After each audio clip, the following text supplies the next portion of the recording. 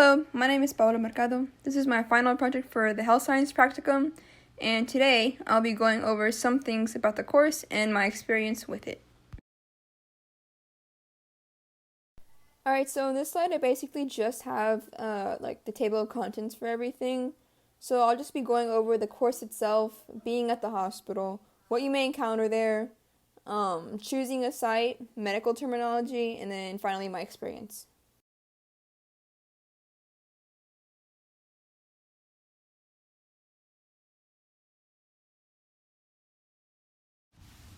As you know, this course was designed to give students the opportunity to explore the wonderful health science field in a real-world setting.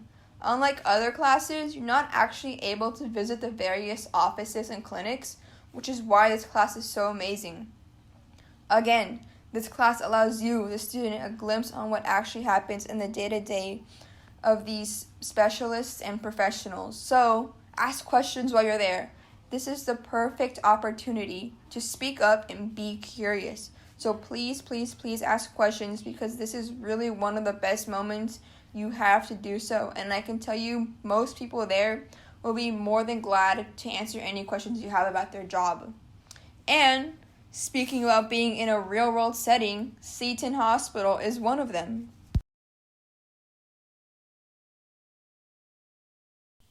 Alright, so as I just mentioned, the hospital in which you're given the opportunity to shadow at for a few weeks will be Seton Hospital, which is located right on Shoal Creek. And before you can shadow here, you are required to take a drug test, so be aware of that. And you're also required to buy scrubs that match the dress code, as well as you'll also be given an ID to attend the hospital. So while you're actually there, you will be required to take a small journal with you as you traverse the various units you're scheduled for, but Ms. Zoma will get more into that later. You'll also have to talk a lot. I would recommend while at the hospital that you ask questions wherever you can and ask for help when you're trying to find a unit or your way back downstairs. So a good tip would be to find the charge nurse's desk, which looks a lot like a reception desk, and just ask someone there to help you. So don't be afraid to initiate a conversation with anyone there, especially the person you're shadowing, because aside from learning new things, you may have the chance to meet someone who is working your dream job.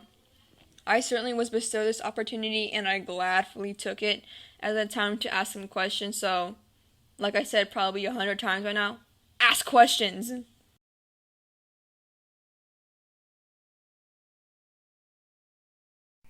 Alright, so what you may encounter.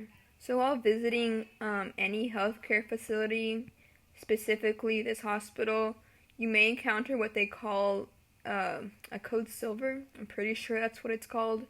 But anyways, it's basically just when someone at the hospital is acting aggressive without a weapon. I know for sure while I was there were many times where there was just a code silver announced over the intercom. But you honestly don't have to worry too much about these, as they're usually resolved. You may also encounter situations, unfortunately, where there is a medical emergency or even a death, as I've heard from other people's experiences. You are in a facility that deals with all kinds of people and problems, so it's far from impossible. But just wanted to give you guys a heads up on that.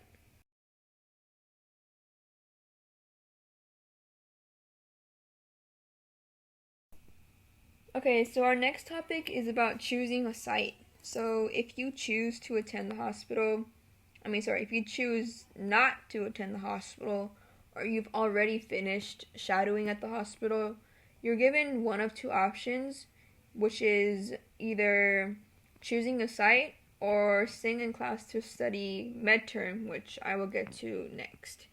But if you choose a site, you can basically choose anywhere as long as it relates to the class, meaning that you could choose to shadow at a vet, your dentist's office, or basically anywhere else. You're also not obligated to stay there the rest of the year or for whatever amount of time, so feel free to change if you don't like it, and as often as you want.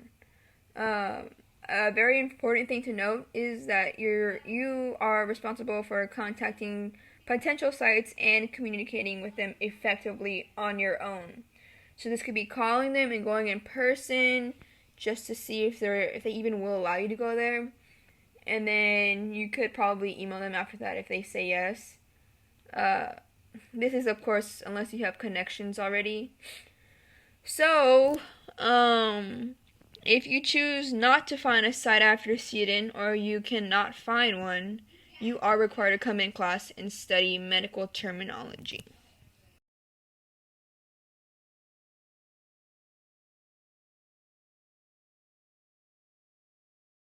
Alright, medical terminology. I know studying med term can sound boring for some, but I still think it's worth it to do so. If you actually take the time to learn the material and study for the quizzes, in a way you familiarize yourself with the content before others. So you kind of have an advantage, that being again if you actually learn the material.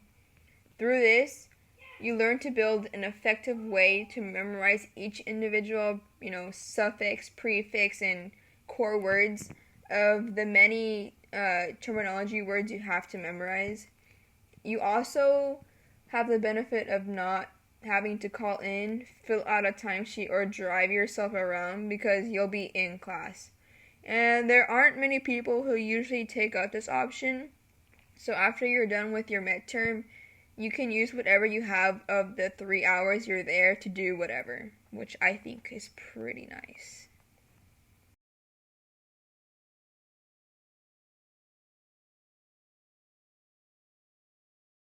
Alright, my experience.